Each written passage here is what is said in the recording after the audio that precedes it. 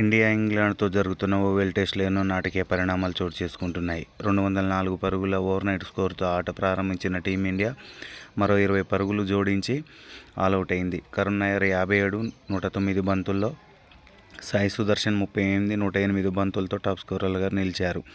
England bowlers Atkinson 5 వికెట్లు 33 రన్స్కు గాను 21.4 ఓవర్లలో, జాస్ టంగ్ 3 వికెట్లు 57 పరుగులు 16 ఓవర్లకు గాను వికెట్లను తీశారు.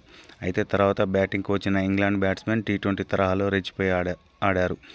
ఇదే క్రమంలో జాక్ క్రాలీ 64 పరుగులు 57 బంతులకు గాను, హ్యారీ బ్రూక్ 53 64 బంతులకు గాను పరుగులు రాబట్టారు. అయితే మొత్తంగా 247 పరుగులకే ఆలౌట్ అయ్యారు.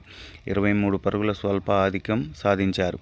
అయితే టీమిండియా బౌలర్స్ ప్రసిద్ కృష్ణ 4, 62, 16 ఓవర్లకు గాను, సిరాజ్ మియా భాయ్ 4 వికెట్లు 86 పరుగులకు 16.2 ఓవర్లలో వికెట్లు సాధించారు. అయితే టీమిండియా సెకండ్ ఇన్నింగ్స్లో 2 వికెట్లు కోల్పోయి 75 పరుగులు సాధించారు. కాగా గత కొన్ని ఇన్నింగ్స్లలో ఘోరంగా విఫలమవుతున్న జైస్వాల్ ఎట్టకేలకు బజ్బాల్ లక్ష్యంగా బాది తన 50 పరుగులను పూర్తి చేసుకున్నాడు. అయితే 5వ టెస్టు ఆట ముగిసే సమయానికి ఇండియా స్కోర్ 75-2గా ఉంది. మరి 3వ రోజు మొదటి 2 సెషన్ల పాటు మరో వికెట్ కోల్పోకుండా ఆడగలిగితే ఇండియా భారీ స్కోర్ చేసే అవకాశం పుష్కలంగా కనపడుతుంది. అయితే ఈ టెస్టు మ్యాచ్లో సాయి సుదర్శన్ 3 క్యాచ్లు నేలపాలు చేశాడు. ఇంగ్లాండ్ సెకండ్ ఇన్నింగ్స్లో గనక ఫీల్డింగ్ ఇలానే చేస్తే చాలా ఇబ్బంది కలుగుతుంది. అయితే ఈ టెస్టు సిరీస్లో సిరాజ్ మియానే ఎక్కువ వికెట్లు తీశాడు. 18 వికెట్లతో టాప్ బౌలర్గా ఉన్నాడు. చూద్దాం మరి ఈ 5వ టెస్టులో ఏం జరుగుతుందో. టెస్ట్ గెలిచి సిరీస్ను డ్రా చేసుకుంటారా లేక మ్యాచ్ డ్రా చేసుకొని సిరీస్ కోల్పోతారా అనేది.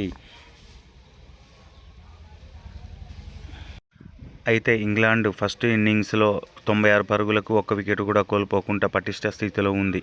తర్వాత లంచ్ అయిపోయాక మన బౌలర్లకు పూనకం వచ్చినట్టు బౌలింగ్ చేశారు. అదేందో కానీ జస్ప్రీత్ బుమ్రా లేకుంటే సిరాజ్ మియా పూనకాలు వచ్చినట్లు బౌలింగ్ చేశాడు. అతనికి తోడు ప్రసిద్ కృష్ణ అద్భుతమైన బౌలింగ్ స్పెల్తో వికెట్లను తీశారు.